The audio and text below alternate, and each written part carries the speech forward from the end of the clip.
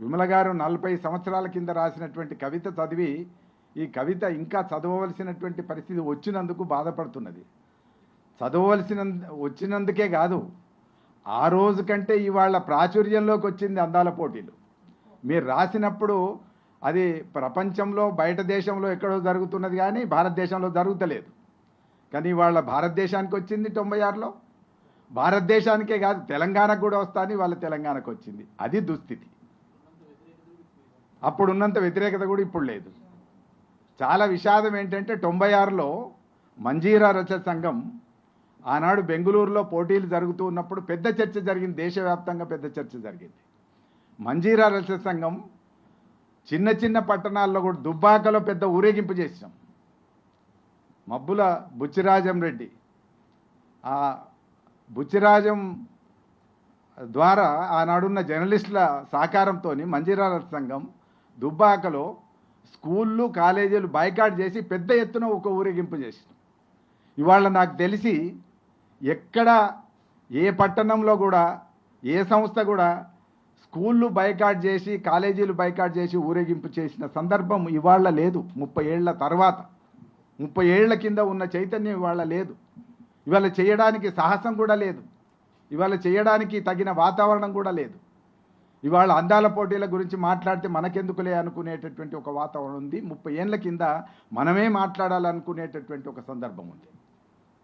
కాబట్టి మారిన పరిస్థితి ఎక్కడ దాకా వచ్చింది అని అంటే ఉదాసీనత, అవసరం లేదు మనకు అనేటటువంటి స్థితికి ఇవాళ వచ్చింది.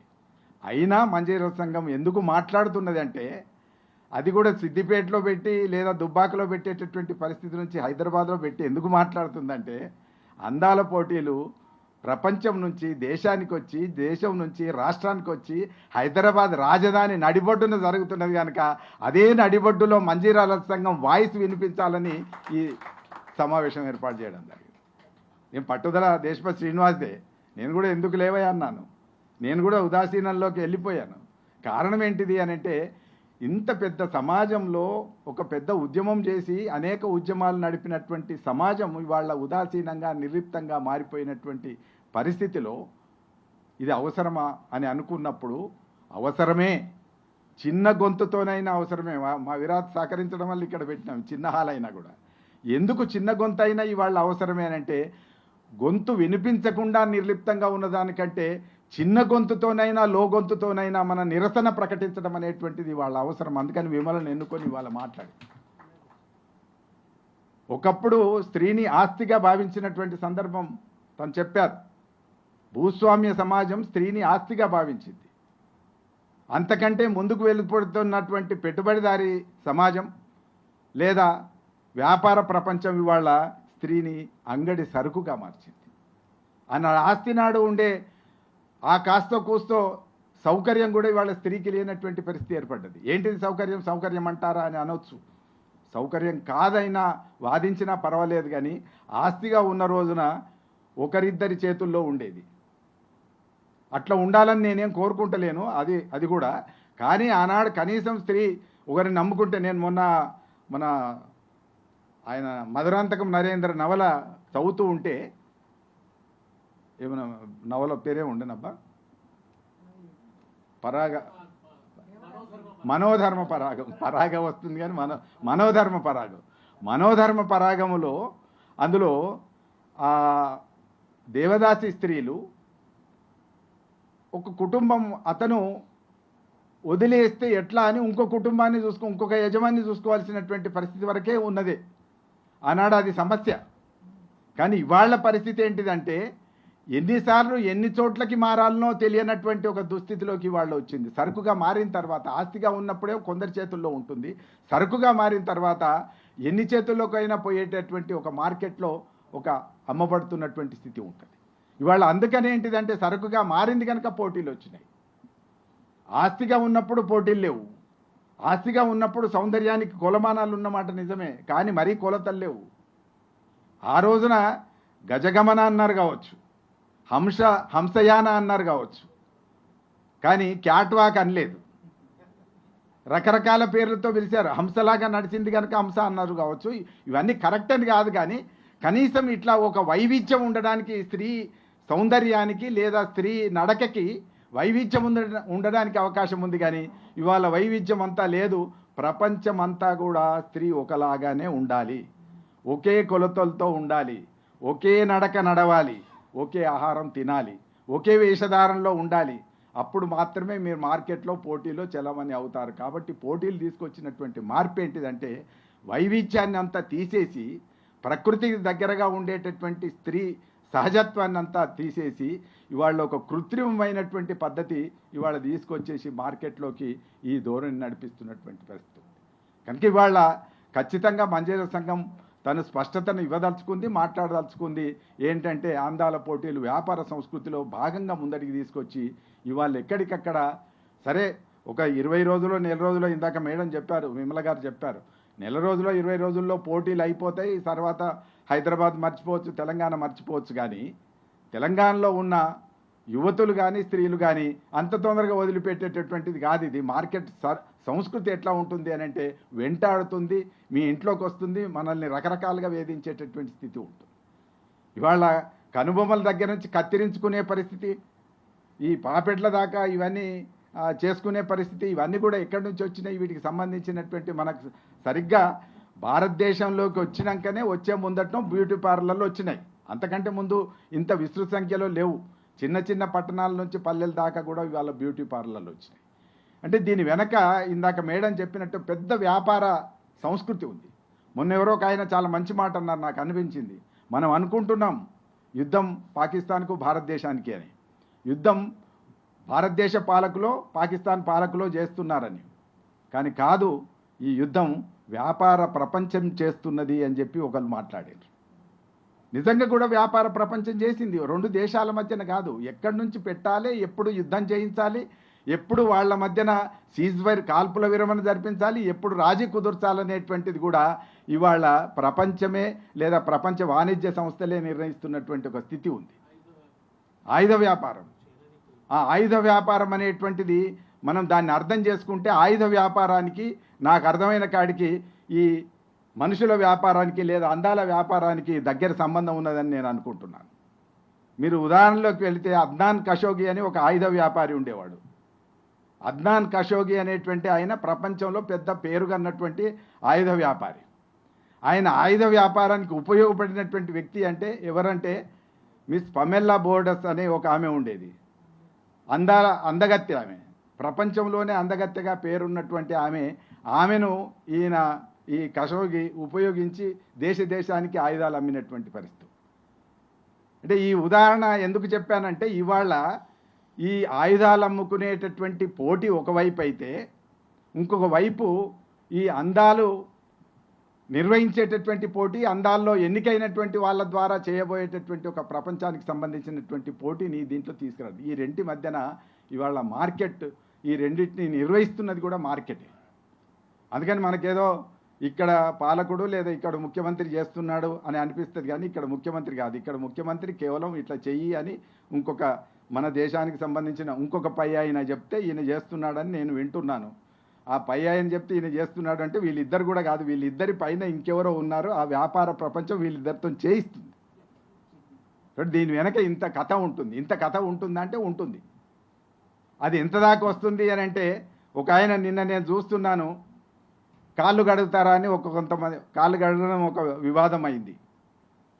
కాళ్ళు గడుగుతారా అని ఒక పాయింట్ తీసి మాట్లాడుతున్నప్పుడు, ఒక అంశం చర్చ చేస్తున్నప్పుడు ఒక చదువుకున్న ఆయన, ఒక పెద్ద ఆయన, ఒక మంచి తెలిసిన ఆయన, మొన్నటిదాకా ఉద్యమాల్లో కూడా పాల్గొన్న ఆయన ఏమంటాడంటే ఇది తెలంగాణ సంస్కృతి కాళ్ళు గడగడం అంటాడు.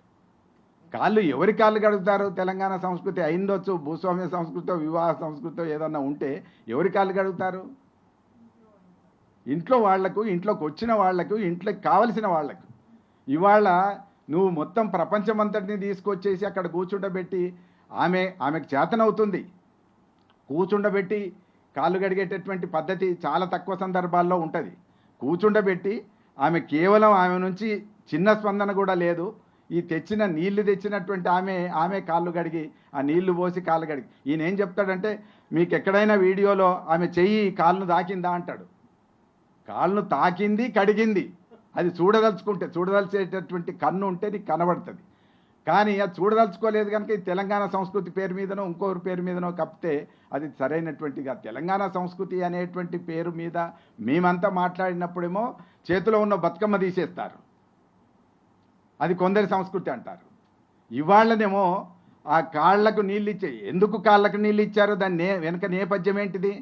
వెనకటికి నడిచొచ్చేవాళ్ళు, నడిచొచ్చినప్పుడు దుమ్ము కాళ్ళతో వస్తారు కనుక దుమ్ము కాళ్ళతో ఇంట్లోకి రావటం ఎందుకని ఇంట్లో బయటనే ఒక గోలెమో లేకపోతే గంగాలమో పెట్టి ఆ గంగాలంలో ఉన్న నీళ్లు చెంబుతో ముంచిస్తే వాళ్ళు కడుక్కొని ఇంట్లోకి రావాలనేటువంటి ఉద్దేశం. ఇవాళ నడిచొచ్చే ముచ్చటే లేదే. కాబట్టి ఇవాళటి సందర్భానికి ఈ కల్చరల్ నేపథ్యంను దృష్టిలో పెట్టుకొని మాట్లాడడం అనేటువంటిది వాళ్ళ హ్రస్వ దృష్టి అవుతుంది తప్ప, వాళ్ళ అవకాశవాద దృష్టి అవుతుంది తప్ప దీంట్లో ఏ రకమైనటువంటి హేతువు లేదని నేను అనుకుంటున్నాను. కాబట్టి సమర్థించుకునేటప్పుడు కూడా మన మేధావిత్వం అనేటువంటిది ఇంత దిగజారిపోతూ ఉంటే మరి చాలా బాధ కలుగుతుంది. తెలిసిన వాళ్ళే ఇంత స్థాయికి వెళ్ళడం అనేటువంటిది కరెక్ట్ కాదు. ఎందుకంటే చాలా విషయాలు తాను చెప్పారు, నేను ప్రత్యేకంగా మళ్ళీ ఇవన్నీ చెప్పాల్సిన అవసరం లేదు. కానీ ఇవాళ ఉన్న వాతావరణంలో ఇవన్నీ మళ్ళీ ప్రస్తావనకు తీసుకురావాల్సి వస్తుంది. మనందరికీ తెలిసిందే, నిజానికి అందం అనేటువంటిది కూడా ప్రపంచవ్యాప్తంగా ఒకే కొలమానం లేదు, ఒకే నిర్ణయం లేదు, ఒకే ప్రమాణం లేదు. ఒక్కొక్క చోట ఒక్కొక్క రంగుతో సహా అన్ని తేడాలు ఉన్నాయి. ఒక రంగు ఒక చోట ఇష్టమైంది కాకపోవచ్చు, ఒక చోట ఇష్టమైంది అయి ఉండొచ్చు. ఇట్లా చాలా విషయాలు తను ప్రస్తావించారు. ఇంత వైవిధ్యభరితమైనటువంటిది ఉన్నప్పుడు అది సహజమైంది. ఆ వైవిధ్యభరితమైన దానికి ఎక్కడ ప్రత్యేకంగా ఒక నియంత్రణలో పెట్టి ఇట్లనే ఉండాలి అని నిర్దేశించడం అనేటువంటిది తప్పు. అది పురుషులకైనా స్త్రీలకైనా ఏదో కొన్ని ప్రమాణాలు ఉండి అది ప్రకృతికి దగ్గరగా ఉండేటటువంటి పద్ధతి ఒకనాడు వైవిధ్యంతో కూడినటువంటి పద్ధతి ఉండేది. అదొక పద్ధతి. కనీసం ఇవాళ ఆ స్థితి నుంచి వీటన్నిటి స్థితుల నుంచి మొత్తం ప్రపంచవ్యాప్తంగా ఒకటే దగ్గర తీసుకొచ్చి ఒకటే రకమైనటువంటి పద్ధతి నేర్పేటటువంటి దుస్థితిని ఇవాళ స్పష్టంగా మార్కెట్ తీసుకొస్తున్నది. ఎందుకంటే పెద్ద మార్కెట్లు చిన్న మార్కెట్లు పోయి పెద్ద మార్కెట్లు వచ్చేటటువంటి పరిస్థితి అనమాట. ఇవాళ ఒక కిరాణా షాప్ బతికే పరిస్థితి లేదు. ఇవాళ స్థానికుడు కిరాణా షాప్ పెట్టుకొని నడుపుకునేటటువంటి పరిస్థితి నిన్నదాకా ఉండే. సిద్దిపేట కొమటైన షాప్ నడుపుకునే పరిస్థితి ఉండేది, ఇవాళ లేదు. ఇవాళ ఫలానా గుజరాతీలో లేకపోతే మార్వాడీలు మాత్రమే వాళ్ళ షాపులు మాత్రమే ఉండేటటువంటి పరిస్థితి వచ్చింది. అవి పెద్ద ఎత్తున మాళ్ళు మాత్రమే మిగిలేటటువంటి పరిస్థితి వచ్చింది. వీటికి మళ్ళీ అందాల పోటీలకు దగ్గరి సంబంధం ఏంటిది అని అంటే, పెద్ద మార్కెట్ ఎప్పుడైతే విస్తరిస్తుందో ఆ మహా మార్కెట్లు లేదా పెద్ద మార్కెట్ల చేతుల్లోకి ఈ అందాలు ఈ రకమైనటువంటి పద్ధతి అంతా వస్తుంది. అంటే నువ్వు ఇట్లానే నడవాలి, నీ భాష కూడా చూడండి ఇట్లానే మాట్లాడాలి. ఇవాళ మళ్ళీ మన భాషకు దీనికి కూడా సంబంధం ఉన్నది. ఈ పేరుతో భాషాపరమైనటువంటి ఇబ్బందులు కూడా తీసుకొస్తున్నారు. ఎంత దాకా వచ్చింది మనం చూస్తే అర్థమవుతుంది. ఆమె అందాల పోటీలకి వచ్చి ఉండొచ్చు, వాళ్ళ దేశానికి సంబంధించిన భాష మాట్లాడింది. మన దగ్గర వీటికి సంబంధించినటువంటి ఒక నాయకురాలు లేదా వీటికి సంబంధించినటువంటి ఒక మంత్రి ఆమె ఇంగ్లీష్ మాట్లాడబోయింది. ఆ ఇంగ్లీష్ మీరు చూశారు, నేను చూశాను. ఎంతమంది ఎన్ని రకాలుగా మాట్లాడేవారు పెట్టారు. నువ్వు చక్కగా తెలంగాణలో తెలుగు మాట్లాడుతున్నప్పుడు నువ్వు కూడా తెలుగు మాట్లాడితే సరిపోతుంది కదా. ఆమె ఎక్కడి నుంచో వచ్చి చైనా భాష మాట్లాడుతూ ఉన్నప్పుడు లేని సిగ్గు నీకెందుకు? నువ్వెందుకు సిగ్గుపడతావు? పోటీ ఆమెకు కదా. కానీ ఈమెనే పోటీ అయినంతగా సిగ్గుపడి ఈమె ఇంగ్లీష్ మాట్లాడబోయి మొత్తం అందటి మందిలో నవ్వుల పాలు. అంటే నేను ఆమెను అనడం కోసం చెప్పట్లే, ఈ ఫాల్స్ స్టేజ్లోకి మార్కెట్ తీసుకుపోతుంది. నేను స్వదేశీ పేరుతో, భారతదేశ సంస్కృతి పేరుతో, సనాతన సంస్కృతి పేరుతో అందాల పోటీల్ని ఆనాడు వ్యతిరేకించారు. ఆనాడు వ్యతిరేకించినటువంటి వాళ్ళు ఈనాడు అధికారంలో ఉన్నారు. వాళ్ళ అధికారంలో ఉండి వాళ్ళు కానీ వాళ్ళకు సంబంధించినటువంటి సంస్థలు కానీ అనేక అనుబంధ సంఘాలు కానీ ఇవాళ ఒక్క మాట కూడా మాట్లాడకపోవడం అనేటువంటిది చాలా దుర్మార్గమైనటువంటి విషయం. ఇది భారతీయ సంస్కృతి ఆమోదిస్తున్నదా? అందాల పోటీల్ని నిర్లిప్తంగా ఉన్నదా? నిర్లిప్తంగా లేదు, ఆమోదిస్తున్నట్టుగా కనిపించకుండా ఉన్నది. కానీ ఆమోదించటం కాదు, దీన్ని నిర్వహిస్తున్నటువంటి దాంట్లో ప్రధాన భూమిక వాళ్ళదే అనేటువంటిది మనం అర్థం చేసుకోవాల్సిన అవసరం. కాబట్టి ఈ కోణంలోంచి మనం చూసి ఇది ఒక రోజున పోయేది కాదు. 40 ఏళ్ల కింద రాసిన కవిత్వం ఇవాళ్లే కాదు.